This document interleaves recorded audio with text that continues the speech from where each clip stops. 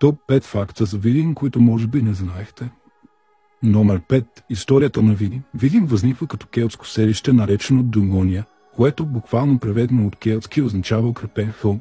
След това селището е превзето от римляните, които построяват крепостен град, давайки му името Бонония. Не след дълго обаче градът става част от първата българска държава и става важен център в нея. Българите му дават името Бдин, свързвайки го с глагола Бдиот.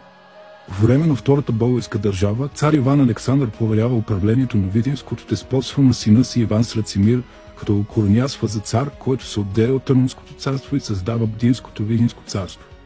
Между 1365 и 1369 година Видинското царство е превзето от унгарския крал Ялуш I Велики. Завзетата област е превърната в Банат, унгарска административна област, управлявана от Бан, подчинен на краля на Унгария. Населението насилствено е приобщено към католицизма. В края на 14 век българите успяват да възстановят българската държавност, но до средата на 15 век, когато се смята, че града окончателно става част от Османската империя. От 1400 до 1700 година Видин е буферна зона между Османската и Австрийската империя, като многократно е превземно от австрийски войски. И така до 1878 година, когато града отново става част от България, както и до днес.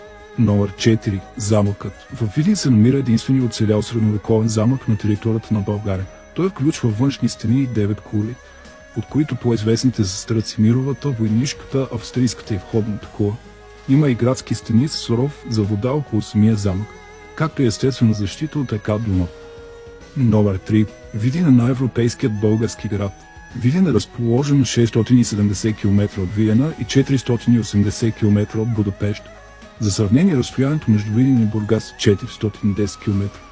Това прави Видин изключително ключов град за свързването на България с Централна Европа, като за целта е построен мостът Нова Европа, също известен като Дунав мост 2. Той свързва градовете Видин в България и Калафат в Румъния. Номер 2. Крайдунавската градска градина. Тя има исторически утвърден характер и запазена оригинална планова композиция, като в нея хармонично се вписват боскетните форми на чемширите, характерни по форма за австрийските барокови паркове. Номер 1. Европейската архитектура на Видин.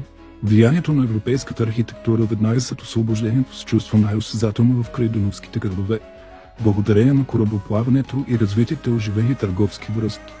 От Централна Европа навлизат стиловете неоготика, неоренесанс, неоромантика, реставраторски пуризъм и електика. А през първата половина на 20 век сецесион, което силно повлиява оформянето на новия архитектурен облик на Видин.